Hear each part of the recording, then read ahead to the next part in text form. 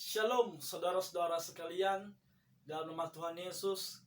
Perkenalkan, nama saya Yasmar Mendrova. Saya mahasiswa teologia tingkat 1 semester 2 di Perguruan Tinggi Advent Surya Nusantara, Pematang Siantar. Saudara-saudara sekalian, pada kesempatan ini saya akan mengerjakan tugas yang diberikan oleh Bapak Pendeta Joseph Sianipar. Tentunya tugasnya yaitu membuat pertanyaan dan juga jawaban langsung dari materi yang sudah diberikan oleh Bapak Pendeta Joseph Sianipar. Adapun materi yang diberikan kepada saya yaitu berasal dari bab 14 dengan judul Pemeliharaan dan Penerbitan Tulisan-tulisan Ellen G. White. Di sini saya akan membuat 5 pertanyaan dan tentunya 5 pertanyaan tersebut akan dijawab semuanya. Yang pertama pertanyaannya, siapa yang akan memelihara tulisan Ellen G. White ketika ia sudah meninggal?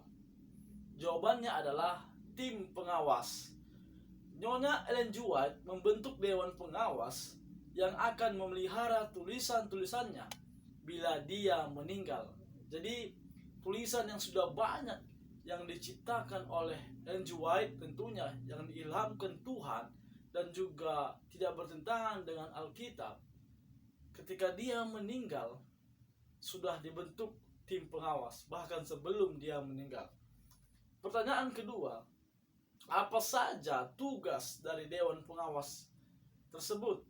Yang pertama, mengurus dan mempromosikan peredaran buku Nyonya Ellen G. White dalam bahasa Inggris.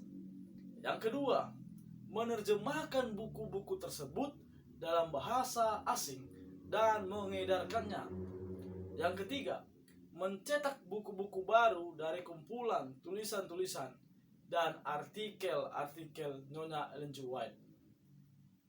Pertanyaan yang ketiga, saudara, apa saja peninggalan dari Nyonya Ellen G. White, dari Sister White tersebut? Yang pertama peninggalannya yaitu 45.000 halaman tulisan Nyonya Ellen G. White yang sudah diketik. Yang kedua, 1.000 buah surat-surat yang ditulis tangan. Yang ketiga, 4.500 buah artikel. Yang terakhir, hak cipta buku-bukunya dalam bahasa Inggris maupun dalam bahasa lainnya. Jadi jelas saudara-saudara sekalian bahwa Nyonya Ellen G. White atau Sister White, buku-buku yang diciptakan, tulisan-tulisannya ada yang sudah diketik, bahkan ada yang dia tulis tangan sendiri, dan juga dia membuat sebuah artikel. Ada sekitar 4.500 dia buat artikel. Dan tentunya segala buku-buku tulisan-tulisan mempunyai hak cipta, baik dalam bahasa Inggris maupun dalam bahasa lainnya. Pertanyaan keempat, saudara-saudara sekalian, di mana tempat penyimpanan tulisan-tulisan dari Nyonya Ellen G. White?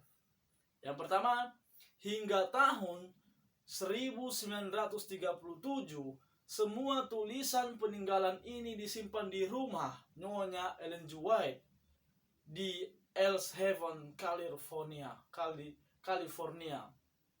Yang kedua, kemudian dipindahkan ke Washington DC, yaitu ke dalam ruangan-ruangan yang sudah disediakan oleh kantor pusat Gereja Masehi Advent hari ke-7. Dan akhirnya, sesudah Ellen G. White meninggal, yang pertama tulisannya itu di rumahnya, bahkan sesudah dia meninggal masih tersimpan di rumahnya di California.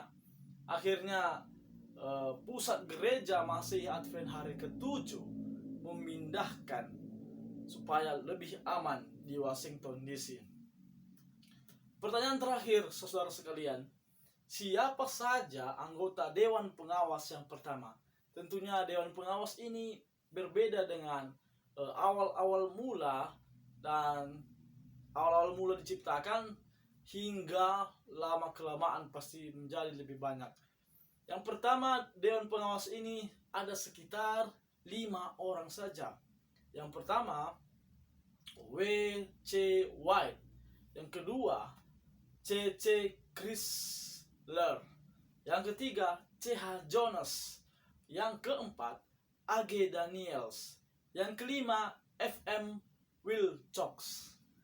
Jadi saudara, saya sudah membuat 5 pertanyaan dan jawaban besertanya.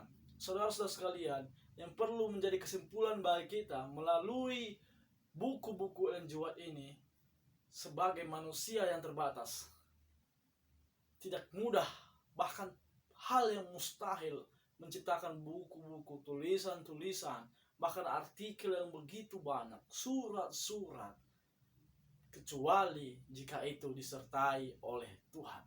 Kiranya melalui pelajaran ini, penjelasan ini, materi ini bisa menguatkan iman kita. Tuhan memberkati.